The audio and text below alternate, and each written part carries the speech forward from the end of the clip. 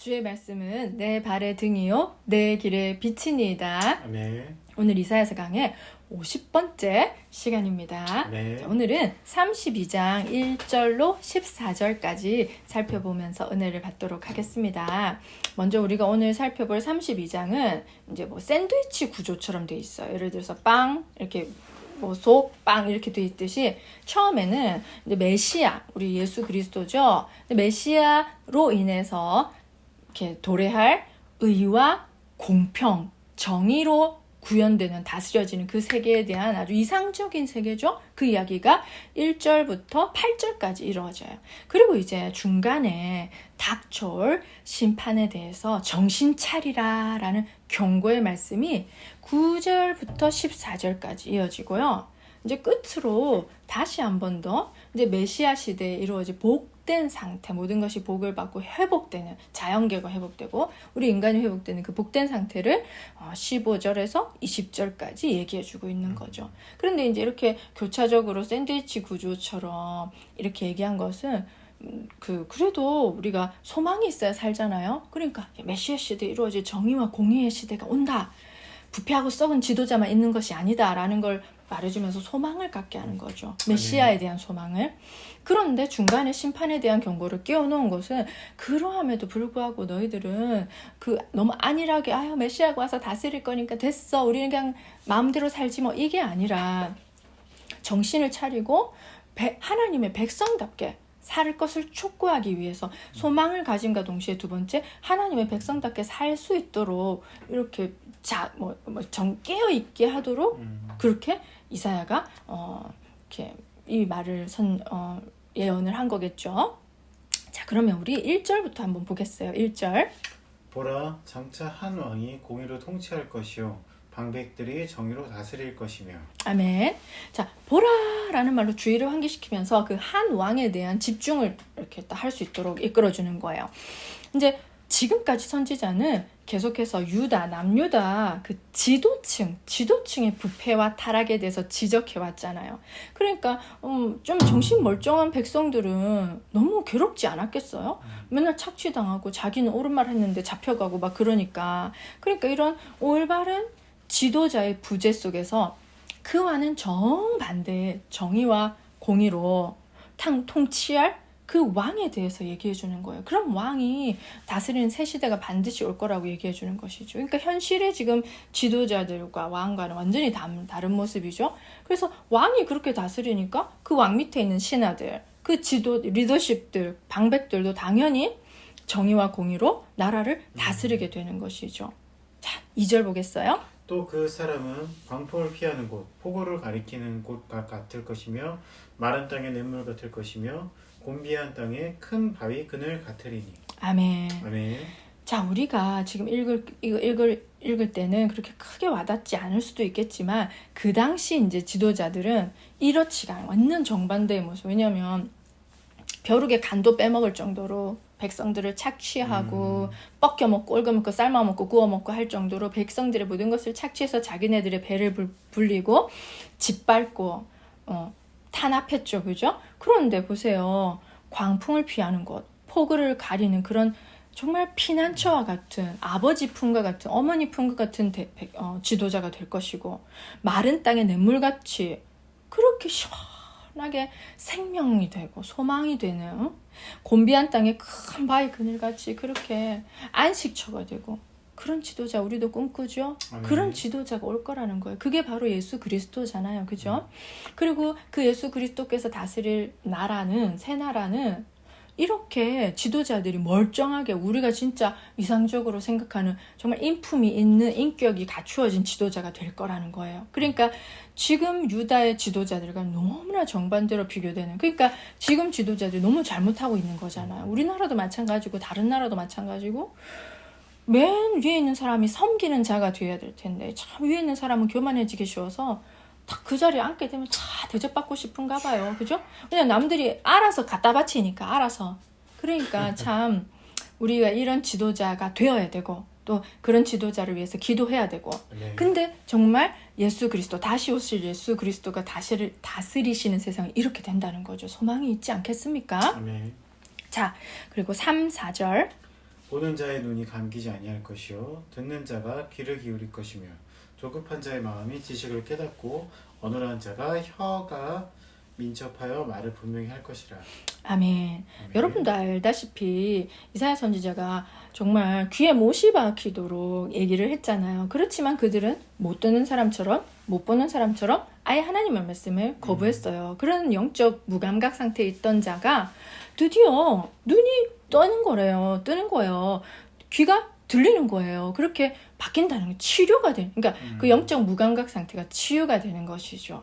그리고 조급한 자라고 했을 때 이 조급한 자들은 얼마나 행동이나 마음이 조급해서 어리석은 짓을 밥 먹듯이 하지 않겠습니까? 사람이 좀 신중하게 사려 깊게 이렇게 해야 되는데 하나님께서는 조급함을 싫어하세요. 뭐 생각 없이 행동해버리는 거죠. 그죠? 그런 사람 말하기가 빠른 사람은 어리석은 말만 쏟아낸다고 하고 말을 그냥 입을 닫고 있으면 2등이나 한다. 2등도 한다. 뭐 2등까지 한다. 그렇잖아요. 그죠? 그렇듯이 이 조급한 자의 마음이 지식을 깨닫는 거예요. 그러니까 좀 사려 깊게 신중하게 행동함으로써 하나님의 신령한 지식을 깨닫는 거예요. 이제 듣는 그런 마음이 생기는 거겠죠? 그리고 어눌한 자의 혀가 치유가 되어서 자신이 할 말을 이제 하는 거예요. 그러니까 굉장한 전인격적인 치유고 영적으로 완전히 치유가 되는 딱 지금 상태인 것이죠. 그죠? 자, 5절. 어리석은 자를 다시 존귀하다 부르지 아니하겠고 우둔한 자를 다시 존귀한 자라 말하지 아니하리니. 아멘. 왜 이런 말이 나왔냐면 이 당시 유다 사회에서는 어리석은 자를 존귀하다고 한 거예요. 지혜로운 자를 오히려 무시하고 그리고 우둔한 자를 존귀한 자라고 높여줬던 거예요. 완전히 도덕적 질서가 완전히 다 망가진 것이죠. 그죠?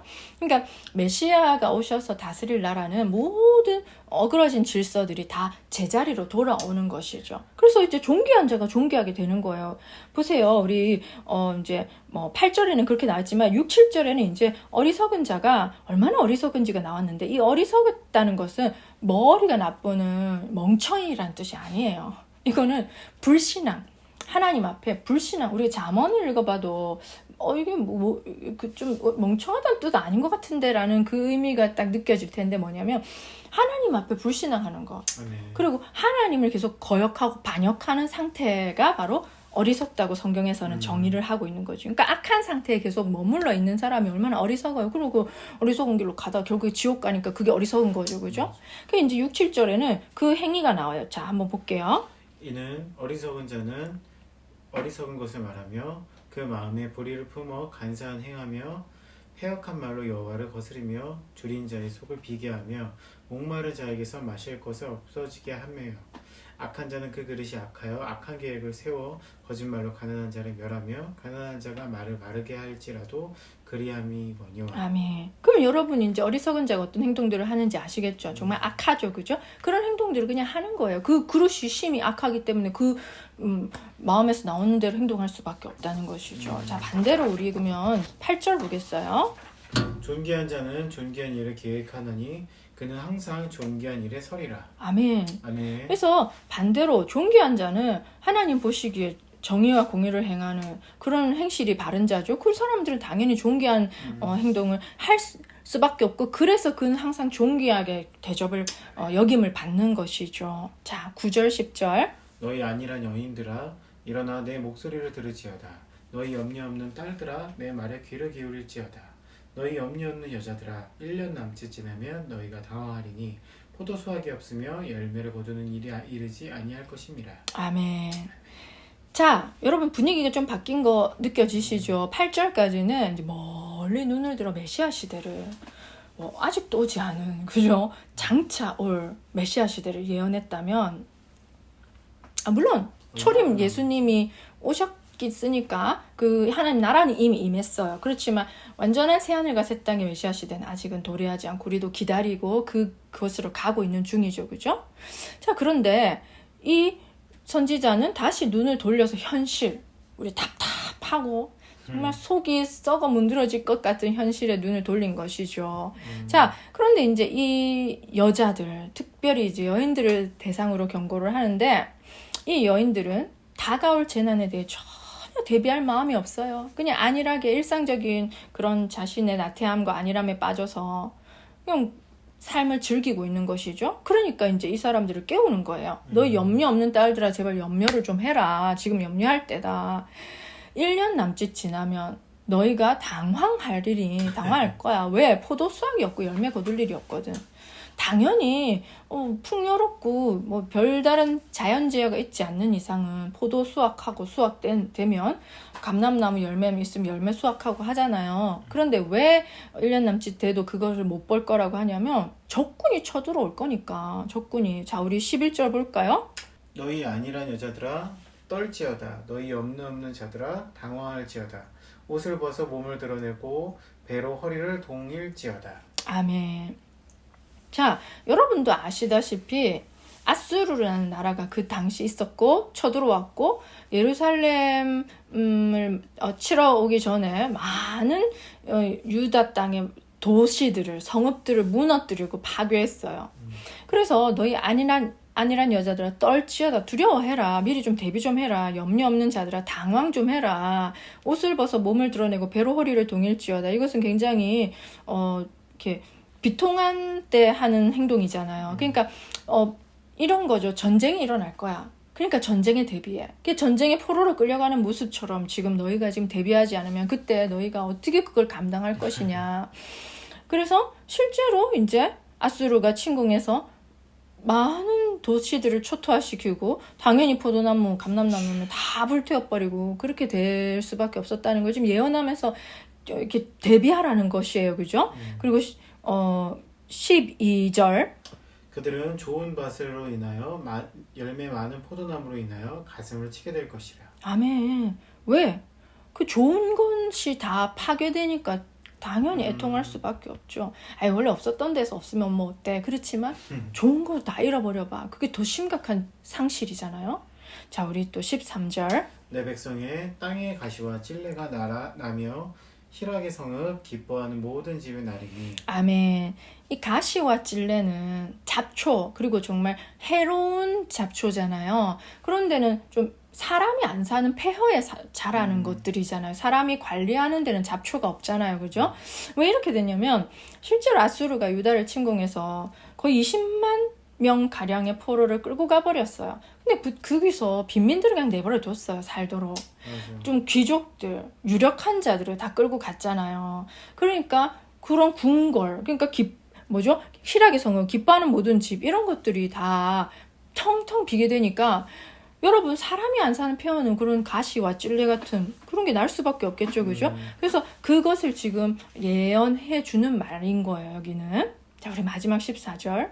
대저 궁전이 폐함받으며 인구 많던 성읍이 적막하며 오벨과 망대가 영원히 굴혈이 되며 들나귀가 즐기는 곳과 양떼의 초장이 되려니와. 아멘. 그러니까 백성들도 끌려가지만 사실은 지도층이 더 많이 끌려가잖아요. 그죠? 그래서 정말 그렇게 타락한 지도층들이 혹독하게 지금 심판을 받게 될 거라는 거죠. 그래서 궁전이 폐함바되며 인구 많던 성읍이 적막해지는 거예요. 포로로 다 끌려가 버리니까. 그래서 오벨이라는 것은 망대가 세워져 있던 예루살렘 남동쪽 언덕인데 주로 귀족들이 살았어요. 그러니 이것도 구렬이 된다는 것은 음침한 동굴이 되는 거예요. 이제 여러분 폐허 봤잖아요. 사람 살 때는 삐까뻔쩍하다가 진짜 저도 사람 안 사는 그런 기숙사가 제 어린 시절에 있었거든요. 그거 되게 음침해요. 그래서 우리는 이렇게 새벽인가 밤에 아이들이 담력 테스트 한다고 몇 명이 모여서 그 음침한 동굴 같은 거를 간 적도 기억이 와, 귀신 날 것 같이 그렇게. 근데 거기가 기숙사였단 말이에요. 회사 기숙사였단 말이에요. 근데 거기 사람이 안 사니까 그렇게 음침하고 진짜 동굴같이 변하더라고요. 이 말이 딱 맞는 거예요. 정말 이렇게 참 이 예언은 14절 예언은 특별히 복합적으로 성취가 되었어요. 왜냐하면 유다는 아수르라는 나라, 원래 이제 아수르가 먼저 있었고 나중에 그 당시 바벨론은 좀 약소국이었고 나중에 이제 아수르가 망할 때쯤 바벨론이 강대국이 되어서 나중에 바벨론이 제국이 되었잖아요. 그죠? 이제 처음에 아수르에 의해서 많은 침공을 받고 짓밟혔어요. 근데 우리가 아는 사건 계속 나오지만 예루살렘 함락 때 사내립 왕이 18만 5천을 아수르 군대를 보냈지만 하나님께서 처리해 주셔서 물러간 사건이 있어서 예루살렘은 겨우 지켜졌잖아요. 그런데 마지막에 바벨론에 의해서 결국에는 멸망하게 된 것이죠. 그러니까 바벨론에 의해서 예루살렘도 무참하게 짓밟히고 폐허가 돼서 다 포로로 끌려갔잖아요. 그죠? 그때 다니엘 같이 유력한 그런 사람들까지 다 끌려가고 그랬잖아요. 그죠? 그러니까 이것은 이렇게 오랜 시간에 걸쳐서 하나님께서 징계하신 것이죠. 계속 기회를 주셨는데도 알아차리지 못한 것이죠. 자, 오늘 우리가 이사야서를 살펴보면서 전 이런 두 가지를 우리가 한번 점검해 봤으면 좋겠다는 생각이 들더라고요. 첫 번째, 나에게는 다시 오실 예수님에 대한 소망이 있는가? 아멘. 우리가 인생이 팍팍할 때 다시 오실 예수님, 정말 새하늘과 새 땅을 생각하면 위로가 되잖아요. 조금 그래도 소망이 생기잖아요. 그러니까 그것에 대한 인식, 정말 다시 오실 예수님에 대한 나의 소망이 있는가 하는 것을 좀 돌아보게 되더라고요. 저도. 그리고 두 번째는 다시 오실 예수님에 의해서 정말 아름답고 완전한 새 시대가 펼쳐지겠지만, 그런데 지금 나는 예수님 나중에 오겠지 이렇게 생각하고 어쩌면 안일함과 영적 나태함에 빠져 있지는 않는지, 저도 그런 저 자신을 좀 점검하게 되더라고요. 그래서 우리가 또 이사야서를 공부하면서 정말 먼 옛날 이렇게 생각하면 안 되잖아요. 그죠? 주전 700 몇 년 이렇게 되니까. 그죠? 몇 년도야? 그럼 2700, 한 3000년 전이야. 근데 이런 그 얘기로만 생각하지 말고 지금 이 말씀이 나에게 어떤 말씀으로 다가온 나의 현재를 비춰주는 말씀이 되어야겠지 않겠습니까? 네. 그래서 우리가 이사야서를 공부하는 게 굉장히 유익한 것 같아요. 저도 자꾸 저를 점검하게 되고 하나님 아버지의 마음을 더 생각하게 돼요. 참 악에 대해서는 길이 참으시는구나. 그죠? 아수르가 주전 700 몇 년도에 이렇게 활동했다면 바벨론은 우리 말멸망한 게 536년 맞나요? 저도 그게 헷갈리는데요. 586년인 것 같아요. 486으로. 그렇게 200년 가까이의 시간이 유예가 됐단 말이잖아요.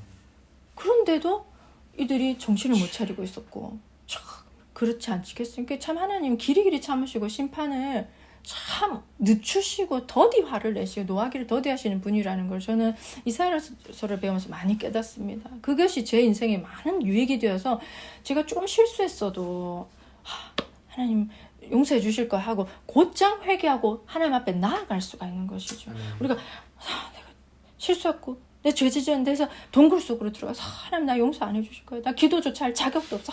이렇게 하지 않는다는 것이죠. 그래서 참 이게 반면교사로서 남유다 백성들이 참 가르침이 됩니다. 그죠? 그래서 여러분들께서도 이사야서를 공부하는 동안 내 영이 깨어나고 살아나고 내 인생에서 하나님을 좀 더 이렇게 가까이 치밀하게 내가 교제하면서 나아가는 그런 귀한 시간들이 되기를 소망합니다. 네. 오늘도 우리 이사야서 참 재밌게 잘 공부했습니다. 우리 다음 이사야 시간에도 은혜 받길 원합니다. 이렇게 말씀을 공부할 때마다 시냇가에 심은 나무가 철을 따라 열매를 맺으며 그 잎사귀가 마르지 아니함 같은 형통의 복이 저와 여러분의 삶에 풍성하길 소망합니다. 다음 이사야 시간에 뵙겠습니다. 안녕.